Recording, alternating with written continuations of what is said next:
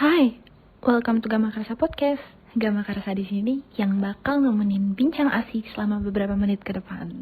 Halo semua, balik lagi ke Gama Karsa Podcast. Gak kerasa nih, udah di episode keempat. Oh iya, sebelumnya kenalin, gue Zizi, yang bakal jadi host pada episode kali ini. Dan kali ini kita udah kedatangan narasumber-narasumber yang gak kalah kerennya buat berbagi cerita dan bincang-bincang asik kali ini mengenai himpunan yang ada di FKK. Kita sapa dulu. Halo Putri, halo Zaki, halo Aci. Halo Zizi. Hai, Halo, gimana nih kabarnya? kalau gue baik, alhamdulillah. Lumayan baik. Alhamdulillah baik. Alhamdulillah ya, semoga kita sehat selalu. Oke, langsung aja kita mulai bincang asik kali ini. Gimana sih keluh kesah sebagai ketua himpunan selama satu periode tuh apa aja sih? Kalau keluh kesah buat jadi ketua himpunan, ya pasti yang utama adalah jadi ketua kan pasti kita harus harus ada di tengah-tengah anggota dan staff-staff yang kalian bawahi ya, yang kalian pegang, yang kalian rangkul kan. Tapi kalau kesah di tahun periode ini mungkin beda sama tahun lalu, di mana tahun ini tuh kita ada di era pandemi, yang mana kita tuh nggak bisa ketemu langsung, nggak bisa ada interaksi langsung, jadi sulit lah buat kita tuh membangun himpunan yang kekeluargaannya tuh kencang gitu. Bondingnya jadi susah, segala macamnya, itu keluh kesah utama sih. Sisanya kalau proker dan lain-lain, nah itu bisa kita adaptasi dari offline ke online. Tapi kalau misalnya masalah internal, itu paling penting ya, karena anak-anak staff, anak-anak anggota itu bukan cuma buat kerja, tapi mereka harus banyak belajar dan harus ada rasa kekeluargaan yang tinggi di dalam struktur himpunan kalau di aku ya. Tapi ya kalau kesah utamanya di sini ya saya sebagai ketua tapi nggak merasakan bonding dan kekeluargaan yang kuat lah karena terhalang pandemi. Gitu sih kurang lebih. Kalau dari aku pribadi sama sih nggak jauh beda dari yang Zaki rasain.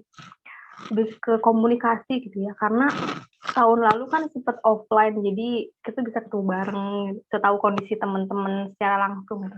Tapi kalau online gini, ya namanya online ya, jadi kadang suka miskom gitu kan, lost kontak, ini anak kemana gitu ya. Jadi ya bener tadi nggak begitu ngerasa kekeluargaannya, bondingnya juga kurang. Mungkin bisa dibilang suka miskom ya kalau misalkan kita ngejalanin suatu program kerja gitu. Tapi itu lebih ke internal. Tapi insya Allah selama berjalan yang lain sih fine-fine aja. Cuma kalau untuk yang paling krusial sih yang itu. Komunikasinya agak kurang kalau online kayak gini. Itu aja sih. Kalau dari Himagi ya sama sih ya, karena masa pandemi ini gitu ya, dan sebenarnya pengennya tuh offline gitu. Untuk periode untuk periode gue itu satu periode full online gitu, dari pelantikan sampai lengser pun online kayak gitu. Jadi kayak gak berasa gitu untuk real organisasi gitu kan. Biasanya kalau organisasi kan offline tuh lebih seru gitu. Jadi ini kalau satu periode ini online jadi kurang berasa juga, dan emang kayak sama anggota-anggotanya juga. Kalau misalnya di Gizi sih alhamdulillah gitu ya, kita udah ngerasa ada kekeluargaannya, ngerasa, cuman emang kurang gitu dibandingkan dengan offline gitu. Jadi yang rencana awal yang kita pengen offline, banyak rencana yang pengen ABC gitu, semuanya harus kita ubah ke online gitu. Itu kesulitannya sih, kalau kesahnya ya karena pandemi ini yang benar-benar bikin susah kayak gitu sih. Ya bener ya, kalau pandemi ini emang nggak bisa kita pungkiri gitu. Kalau misalnya nggak boleh ketemu karena pandemi, jadi komunikasinya kurang. Apalagi sekarang ada PPKM kan. Terus ada hambatan nggak sih selama ngejalanin satu periode ini gitu? Kalau dari HMPD sendiri, hambatan ya buat pelaksanaan seluruh program maupun program kerja. Kalau di kita sih, alhamdulillah dari awal jujur, kalau waktu gua pertama kali jadi ketua himpunan pasti kita masih positif thinking waktu itu ya, masih awal-awal pandemi. Jadi kita mikir paling 5 bulan atau 6 bulan lah kita paling laksanain proker secara online gitu karena masih terhambat pandemi. Mungkin di awal 2021 kita udah masuk era baru, era transisi atau era new normal atau apalah, sehingga kita bisa ngelaksanain offline. Jadi mungkin di awal-awal kita mikir nanti bakalan offline gitu prokernya dan lain-lain, sehingga kita mempersiapkannya itu kebanyakan ada yang online ada yang offline gitu, terbagi menjadi dua, nggak ada yang sistemnya tuh hybrid. Jadi hybrid itu ngambil dua-duanya itu baru ada di akhir-akhir periode, itu pun karena terpaksa. Mungkin hambatannya itu adalah karena miss ngebaca situasi, jadinya kita salah ngebaca situasi sehingga kita salah strategi di awal. Tapi tetap di awal itu kita, kalau dari HMPD sendiri itu kita udah ngajarin buat seluruh staf ahli, buat kita sama-sama belajar buat inovatif, buat adaptif, buat sama-sama ngeluarin ide-ide kreatifnya buat kita ngebangun program kerja yang awalnya itu kita laksanakan secara offline, ataupun kita bikin program baru yang bisa kita adaptasi di masa yang online nanti gitu. Jadi hambatan utamanya itu kalau dari kami itu adanya salah baca situasi. Jadi strategi kita salah gitu buat menghadapin era transisi ini gitu. Buat menghadapin masa pandemi. Jadinya lumayan berasa hambatan-hambatannya segala macamnya gitu. Dari mulai akhirnya banyak program kerja yang jadwalnya harus berubah-berubah, terus kemudian banyak programnya yang nggak sesuai sama standar, bisa dibilang lulusnya tuh program kerja yang kita tulis di Grand Design, nah itu juga miss. Ya, jadi kurang lebih kayak gitulah hambatan-hambatannya. Kemudian ya tadi, balik lagi, di era pandemi, kurangnya komunikasi, bener kata Ketua Himpunan yang lain, terus juga kurangnya komunikasi, itu kan nyebabin kalau kita di waktu zaman offline kita bisa tatap muka, bisa ngobrol langsung, jadi terjadi sense of belonging ya satu sama lain gitu. Tapi sementara di era pandemi ini kan susah ya. Jadi itu pun strateginya juga kurang matang buat ngadepin era kayak gini, buat nyatuin kekeluargaannya itu kurang. Jadi itu juga salah satu hambatan, sehingga mungkin banyak dari anak-anak, mungkin kalau ada yang dengar juga buat anak-anak HMPD, aku sebagai ketua himpunan kalian mohon maaf sebesar-besarnya bila mana pernah melakukan kesalahan yang mana itu kurang merangkul kalian menjadi sebuah keluarga. Takutnya banyak anak-anak dari anak-anak HMPD ataupun anggota HMPD, seluruh mahasiswa kedokteran itu merasa yang menjadi panitia atau yang jadi peserta atau apa itu cuma ada di HMPD itu hanya untuk sekedar kerja atau menyelesaikan sebuah proker tanpa mendapatkan ilmu, benefit, mendapatkan apalah yang dia incar dari situ gitu. Jadi cuma kayak ngerasa, gila gue di sini cuma jadi bahan buat nyelesain prokernya si Jack doang nih gitu. Tanpa adanya rasa kekeluargaan yang ada gitu. Jadi ya salah baca situasi. Yang kedua, kurangnya komunikasi karena era pandemi. Kurang lebih gitu sih. Kalau misalnya dari HMPSB, hambatannya apa nih? Kalau dari HMPSB satu periode ini, kalau misalnya kita lihat dari prosesnya berjalan program kerja itu, memang sih dari awal kita ngerasa kayak optimis, optimis lah kayaknya nanti pertengahan bisa offline gitu kan. Tapi ternyata pada saat pelaksanaannya ternyata full satu periode itu online. Tapi di awal sih gue udah bilang ke anggota untuk bikin program kerja yang setidaknya itu kita buat antisipasi gitu. Memang kita boleh berharap untuk offline, tapi di sisi lain kan kita nggak pernah tahu ke depannya gimana. Itu sih, jadi ada beberapa program kerja yang lebih asik, lebih enak, lebih wow gitu ya. Lebih benar-benar bakal pecah gitu. Maksudnya lebih kelihatan, kalau kata gue pribadi kayak luar biasa tuh kelihatan kalau offline. Tapi karena online jadi agak kurang menonjol mungkin ya itu. Terus sama lebih ke ini kali ya, perasaan lagi. maksud gue tuh kayak rasa jenuh gitu. Karena kita full banget online ya. Pasti ada rasa jenuh yang itu program tuh harusnya happy ketemu, ngobrol gitu kan. Capek sana sini, gerak sana sini gitu. Tapi kita cuma pandang laptop, terus ya lo udah puyeng pala, sakit mata gitu kan. Pegel juga ini, duduk mulu gitu kan, ya Allah. Rasanya kayak jenuh, ngobrol sama temen cuma virtual pun itu kalau lancar ya, tapi kalau enggak keluar masuk gitu kan, jadi enggak lancar juga komunikasinya, sama kayak yang tadi keluhan di awal gitu kan, komunikasi. Jadi hambatannya mungkin dari pelaksanaan program kerjanya yang mungkin lebih asiknya offline tapi harus online pada kenyataannya, sama rasa jenuh sih.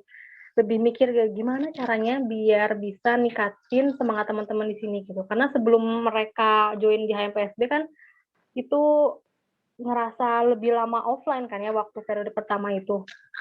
Terus mereka kayak excited ikut HMPSB biar bisa ngerasain gimana asiknya di organisasi gitu. Tapi ternyata pas full online ya bukan berarti nggak asik, tetap asik, cuma lebih asik itu offline gitu. Itu sih, jadi lebih gimana ya, saya sama Kil mikir gimana caranya ningkatin semangat dari teman-teman biar gak jenuh, biar tetap happy gitu ya, walaupun kita harus menjalani masa-masa sulit di pandemi ini gitu kalau dari HMPSB. Oke, kalau dari Himagi sendiri ini gimana nih hambatannya? Kalau dari Himagi sih sebenarnya sama aja ya kayak Jaki maupun Putri, ya karena ya jenuh ketika online gitu. Karena kan kalau misalnya online gini, yang pertama di rumah aja, kita nggak bisa menemukan suasana yang baru kayak gitu. Misalkan kalau misalnya online tuh depan laptop ya di kamar, kalau nggak di kamar ruang tamu kayak gitu kan. Belum lagi ada hambatan mungkin suara-suara dari orang rumah kayak gitu.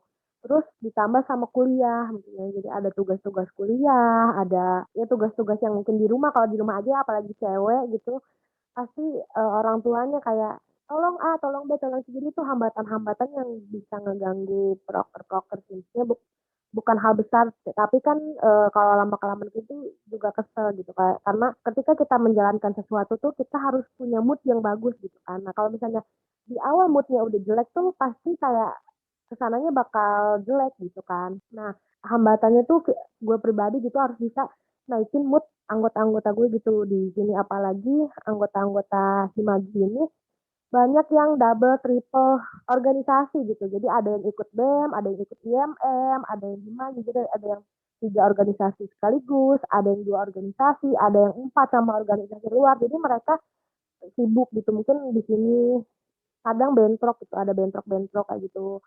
Terus yang tadi bener kan di awal tuh kayak ekspektasi perkiraan kayaknya nih online cuma sampai Juni gitu kan. Ya Juni kayaknya udah mulai offline maksudnya gitu. Jadi kayak udah pengen persiapan ya udah deh proker-proker yang seru kita akhirin gitu. Ternyata sampai akhir periode kan online gitu. Jadi kan itu juga kayak sedikit hambatan. Itu juga termasuk hambatan karena udah berekspektasi bakal kita seneng-seneng, apalagi kayak yang makrab gitu-gitu, proker-proker yang harusnya kita bisa happy-happy gitu, bisa healing, tapi kan karena online gini jadi kayak ya itu gitu menjalankannya ya karena ya udah yuk kita jalankan proker. Nah sama juga gitu untuk anggota-anggota Himagi, mereka kan ini ya, jadi ada tugas kuliah, ada tugas individu di rumah, ditambah proker, jadi udah jenuh, udah bosen, ditambah suasananya ya di kamar lagi, di ruang tamu lagi, ya itu salah satu hambatan sih. Jadi intinya harus pinter-pinter untuk bisa bikin mood anggotanya tuh baik gitu, biar biar dia menjalankannya juga oke kayak gitu sih. Oke, terus punya strategi khusus nggak sih buat ngejalanin selama 1 periode kemarin itu? Oke, sebenarnya itu pinter-pinter dari kitanya gitu. Yang tadi gue bilang tuh kita harus bisa bikin mood anak-anak kitanya baik gitu, bagus.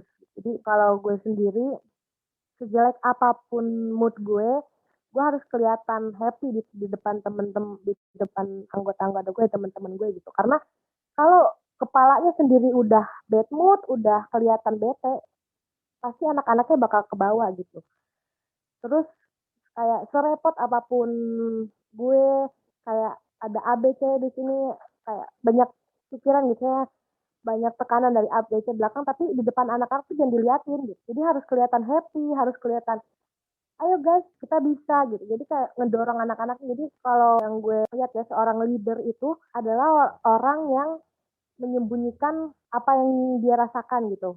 Karena kalau misalnya leadernya aja sendiri kelihatan rapuh, gimana anggota-anggotanya gitu. Jadi ya itu sendiri gitu ya, strateginya kita harus bisa bawa happy virus untuk anggota-anggota kita biar menjalankannya dengan enjoy.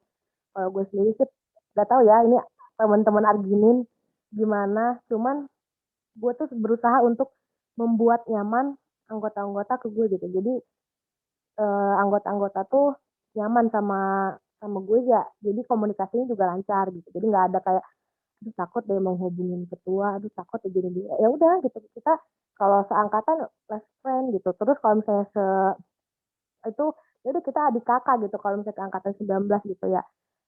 Ya itu dia, jadi intinya harus bisa menjadi kakak yang baik dan teman yang baik, pendengar yang baik, dan memberi saran yang baik kayak gitu sih strategi yang dijalankan kalau dari gue pribadi. Oke, kalau dari HMPSB sendiri gimana nih strategi khususnya? Kalau dari HMPSB sendiri strategi khususnya itu aku pribadi, pertama aku lihat mau posisikan dulu diri aku. Posisi aku sebagai ketua, tapi selain juga jadi teman yang asik gitu. Benar tadi kata Desi tadi, kita jadi ketua harus profesional, terutama kalau misalnya ada ya pada sana ya di depan anggota, boleh dong kita bad mood kalau kita di luarnya bad mood gitu kan.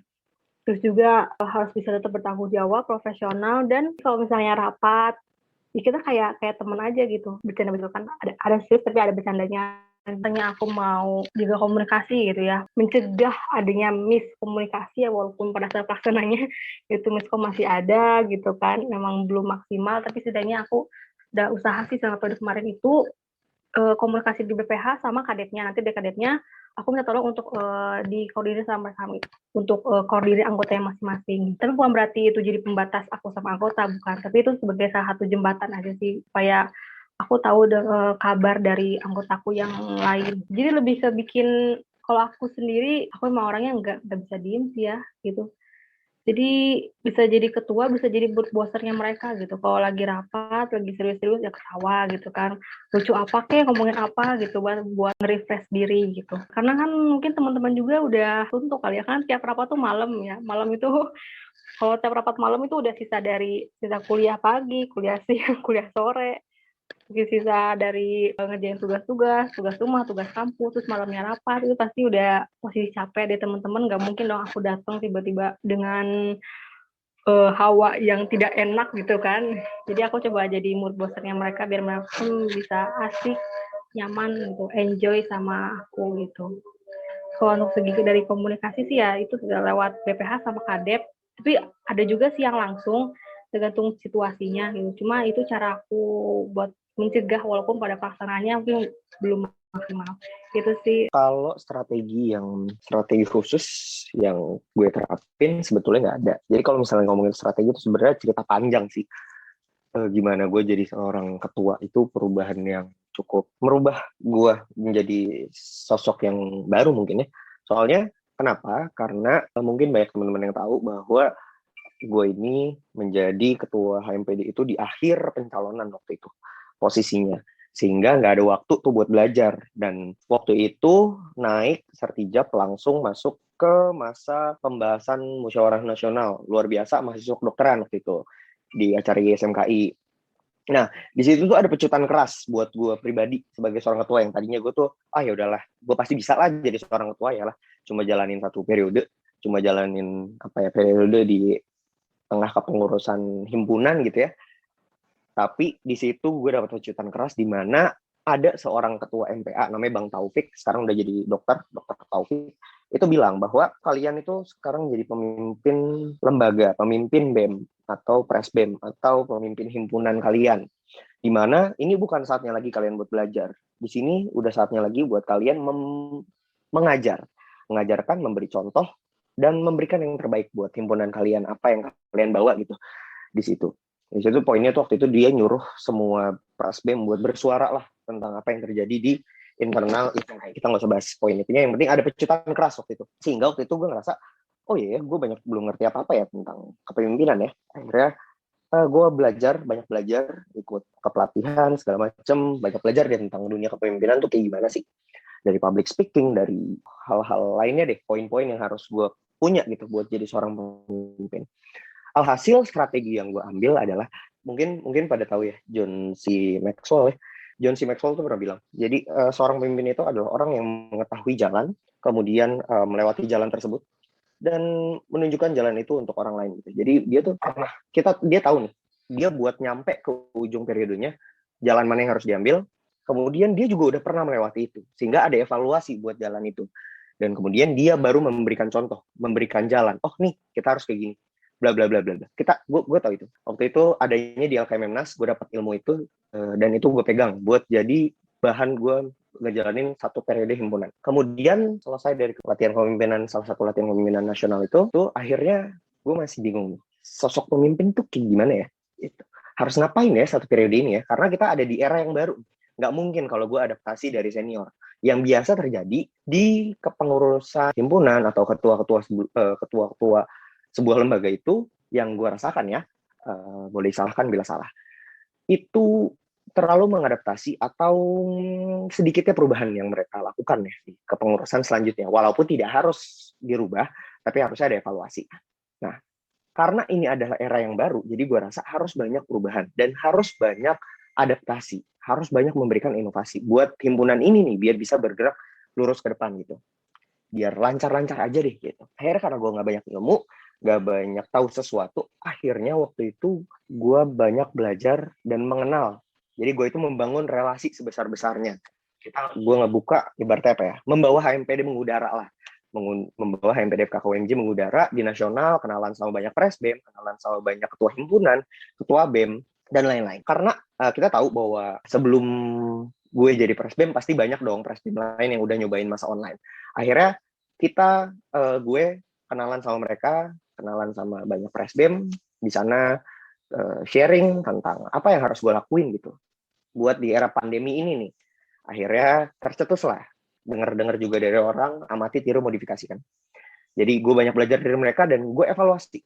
Gue samain lah, disinkronisasiin lah di himpunan ini gitu. Gimana nih yang mereka pakai sama yang ada di kita tuh situasinya kayak gimana. Terus gue satuin, akhirnya baru jadi itu jalan. Gitu. Jadi panjang ceritanya kalau ngomongin strategi apa yang gue pakai. Ya gitu, dari yang teoritis sampai yang yaitu amati, tiru, modifikasi gitu. Jadi gue nggak bawa HMPD FKKUMJ itu untuk yang pertama branding HMPD FKKUMJ, meningkatkan kolaborasi untuk apa? Untuk meningkatkan relasi buat HMPD FKKUMJ. Dan itu strategi yang gue pakai. Kenapa? Karena gue yakin dari setiap himpunan, dari setiap institusi, dari setiap BEM yang ada di Indonesia pasti punya keunikan sendiri buat menjalankan periodenya. Untuk menjalankan strategi mereka membawa BEM-nya untuk menjadi lebih baik, gitulah intinya. Jadi gue banyakin relasi, gue banyak kolaborasi, dari mulai kolaborasi sama UNPAD di ilmu pendanaan, sponsorship, dan lain-lain, kerja sama-sama UPN, buat waktu itu kerjasama masalah kajian aksi strategis, biar kita tuh KMPD sering diajak lah buat kajian-kajian yang membawa mahasiswa kedokteran ke penanganan COVID atau apalah itu nanti. Kajian-kajian UU Dikdok, PMK 24, ke kementerian dan lain-lain. Dan itu membangun relasi dan itu cukup membuat ataupun memberikan banyak ilmu buat HMPD. Dan akhirnya HMPD pun banyak mengevaluasi dirinya sendiri. Misalnya nggak cuma gue ya, gue banyak mengevaluasi kepemimpinan gue. Akhirnya anak-anak gue pun yang gue ajak dan gue ajak kolaborasi sama institusi lain, itu mereka juga jadi akhirnya bisa mengevaluasi. Kayak periode Bang Jack nggak sebagus periodenya Universitas UGJ deh, Unswa Gati deh. Bagusan mereka deh kayaknya. Akhirnya mereka banyak ilmu juga dari institusi lain. Dan kayak gitu-gitu. Karena di masa adaptasi ini kan masa yang baru ya. Jadi harus banyak mereka itu memandang, nggak boleh mandang sempit. Cuma kalau waktu itu tuh gue ngajarin sama anak-anak gue, buat jangan pernah mandang sempit bahwa HMPD itu adalah organisasi yang paling baik. Jangan pernah menutup mata bahwa kita itu yang paling baik. Kita bisa, kayak contohnya gue nyontek Aci waktu itu di acara, salah satu acaranya Gizi, buat gimana caranya menggait sponsorship dan lain-lain, buat bikin acara yang besar. Itu nyontek-nyontek kayak gitu. Akhirnya diajarin ke teman-teman, ke anak-anak HMPD yang pengen bikin acara segala macam, gue ajak buat buka mata keluar, gue bangun kolaborasi, gue bangun relasi yang seluas-luasnya biar mereka tuh bisa banyak ngobrol juga. Alhasil strategi periode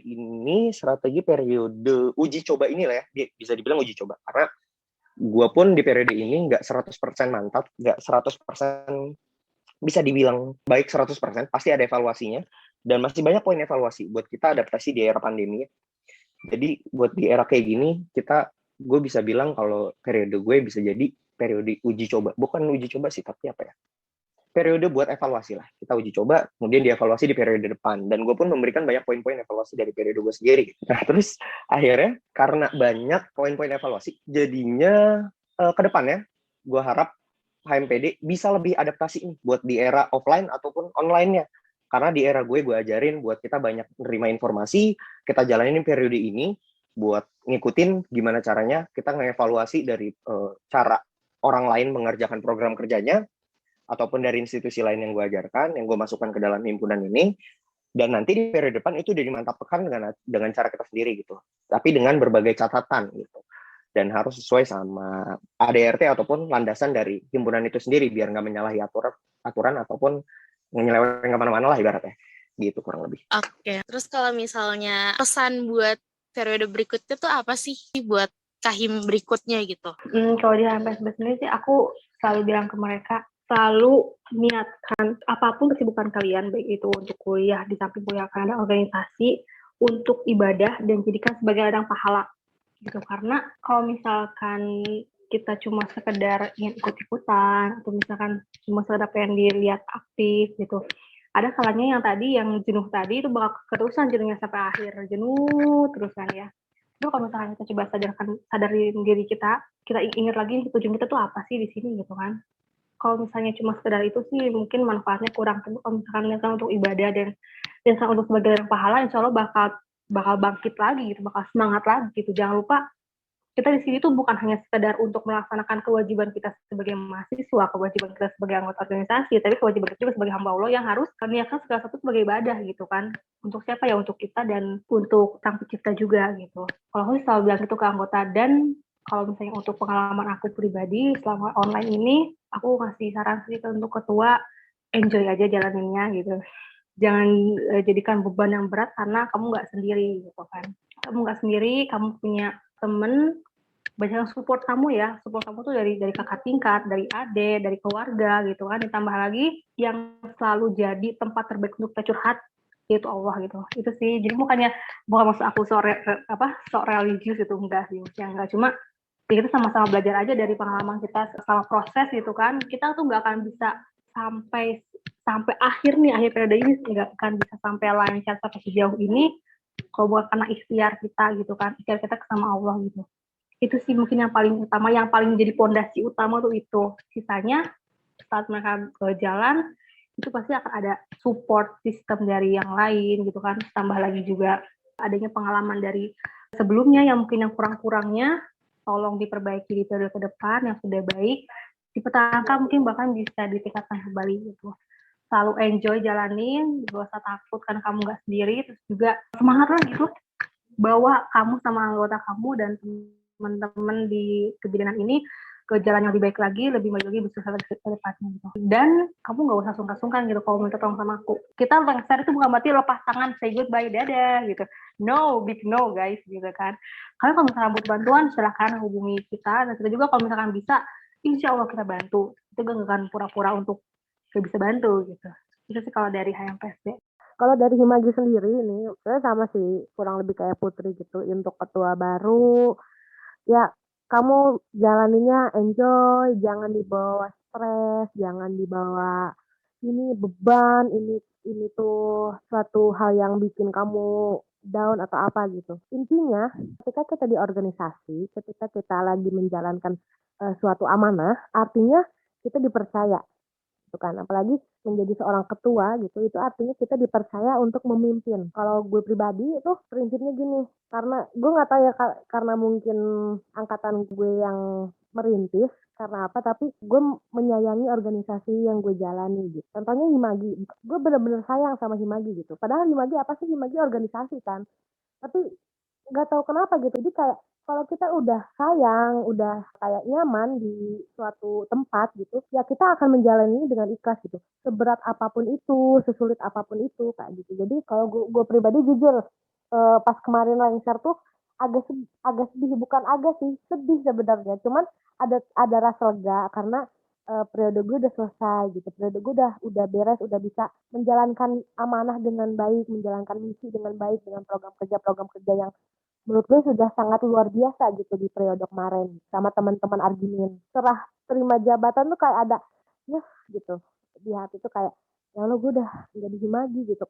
Ya sesayang itu gitu gue sama Himagi. Ya intinya untuk ketua baru, ketika kamu ingin menjalankannya dengan enjoy, dengan ikhlas, sayangi organisasi itu. Jadi sesulit apapun kamu, serepot apapun kamu, sepusing apapun kamu keadaannya, kamu akan selalu meluangkan waktu untuk organisasi itu. Kayak gitu sih. Sekarang kan mau bergabung ke Ilmagi.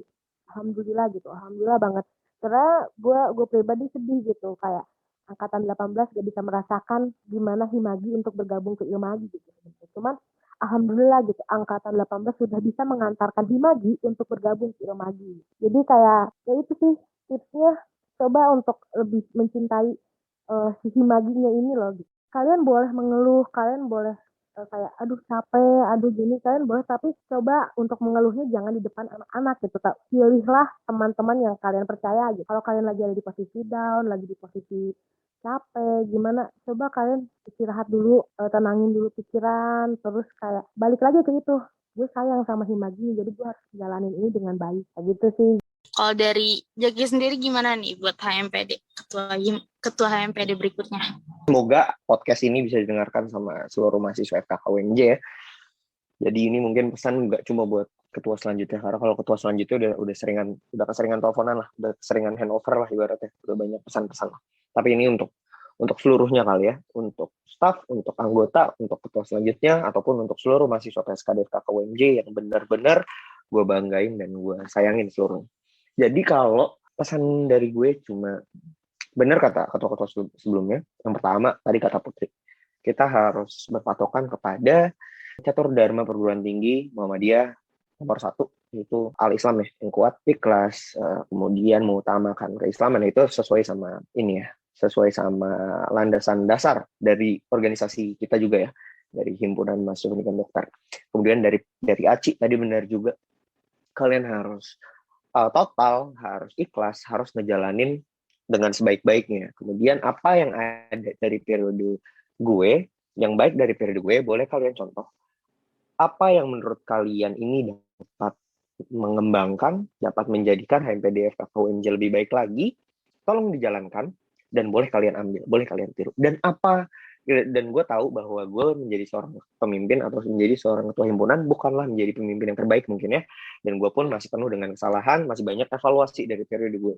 Jadi mohon buat teman-teman sekalian, ketika kalian menilai banyaknya kesalahan dari gue pribadi ataupun dari kabinet yang gue jalankan, tolong kalian evaluasi dan kalian perbaiki. Dan kalian buang apa yang menurut kalian nggak bisa kalian perbaiki lagi gitu. Untuk menjadikan HMPD FKKUMJ yang lebih baik lagi ke depannya gitu. Dan lebih bermanfaat bukan cuma buat kalian, bukan cuma buat mahasiswa, tapi juga buat masyarakat, kalau bisa seluruh masyarakat Indonesia gitu ya. Untuk apa? Karena dalam HMPD itu kalian nggak cuma menjadi staf anggota, tapi kalian juga harus belajar, banyak belajar, harus mengimplementasikan ilmu yang udah kalian dapat ketika nanti kalian udah menjadi seorang dokter, ataupun kalian udah milikin dunia baru deh nanti gitu. Dan kemudian untuk teman-teman PSKD FKKUMJ keseluruhan, buat adik-adik yang nanti mungkin kalian mendengar podcast ini, jujur gue lagi mencoba belajar buat megang satu hal, yaitu gue percaya ini gue namain teori 5 menit. Jadi di mana percayalah 5 menit yang kalian jalankan harus kalian kerjakan dengan total, harus kalian kerjakan dengan sepenuh hati, harus kalian kerjakan dengan senyuman, harus kalian kerjakan dengan ikhlas. Karena dari banyak evaluasi yang gue milikin, jadi ada dulu cerita, mungkin saat ini gue nggak bisa duduk di sini, nggak bisa ngobrol bareng Zizi, bareng teman-teman dari BEM, bareng Friska, bareng Dea, bareng Pau, bareng Aci, bareng Iqmal, bareng Anissa, bareng Putri, bareng Syifa. Nggak bisa duduk bareng sama kalian di sini, nggak bisa menduduki sebuah kursi kepemimpinan di HMPD FKKUMJ, bila mana dulu gue menjadi staf ahli, mungkin dalam 5 menit yang gue lakukan, gue melakukan kesalahan. Atau gue waktu itu kerjanya nggak total. Atau waktu gue jadi staf ahli, misalnya, gue pernah menjadi salah satu ketua pelaksana atau OC dari LKMM lokal. Mungkin waktu itu mood gue lagi berantakan. Banyak masalah segala macam. Alhasil gue mengerjakan program kerja itu nggak total. Dan mengecewakan banyak orang. Mungkin saat ini gue nggak bakal dilirik buat direkomendasikan buat menjadi seorang pemimpin. Dan banyak 5 menit sebelumnya yang menjadikan gue bisa jadi kayak sekarang. Coba kalau 5 menit sebelumnya, gue pernah melakukan sebuah kesalahan yang bisa berdampak buat saat ini gitu. Dan percayalah, seluruh waktu yang kalian jalankan, seluruh kesalahan yang kalian lakukan akan berimbas ataupun akan berdampak buat kalian di kemudian hari gitu. Dan apa kebaikan kalian dalam 5 menit yang kalian lakukan, percayalah bahwa itu akan bermanfaat, bahwa itu akan menjadi sebuah kebaikan yang akan kalian dapatkan di kemudian hari juga. Gitu kurang lebih. Jadi, tolong kerjakan seluruh kegiatan, tolong kalian semangat, tolong kalian senyum, bahagia di FKKUMJ, tepatnya di PSKD, di program studi kedokteran ini. Kalian jalankan perkuliahan dengan senang, kalian jalankan perkuliahan tanpa stres, tanpa beban, jalankan dengan semestinya, total, agar apa? Percayalah bahwa di kemudian hari, 5 menit yang kalian jalankan di masa ini, mungkin akan berdampak baik buat kalian di kedepannya, ketika kalian menjalankannya dengan sepenuh hati, gitu kurang lebih. Mungkin itu sih terakhir. Setuju banget nih, kalau misalnya harus ngelaksanain semua program tuh, harus benar-benar sepenuh hati, terus juga harus benar-benar totalitas gitu, karena kita nggak tahu gitu dampaknya nanti buat kedepannya tuh gimana, jadi benar-benar harus totalitas banget deh. Oke, makasih banyak buat ketua himpunan yang ada di FKK yang udah hadir di podcast kali ini. Makasih banget udah memberikan keluh kesahnya, terus udah ngasih tahu juga nih hambatan-hambatannya gimana, terus udah ngasih tahu juga strategi khusus buat ngejalanin satu periode tuh gimana sih, terus juga udah ngasih pesan juga nih buat periode berikutnya. Sayangnya udah sangat terbatas nih waktu kita. Mungkin kita bisa bincang asik lagi lain waktu. Terima kasih banyak untuk waktunya. Dan buat pendengar setia Gama Karsa Podcast, terus pantengin sosial media BEM FKK UMJ. Karena di sana selalu ada informasi menarik yang bisa kalian dapatkan. Tungguin episode menarik kita lainnya. See you!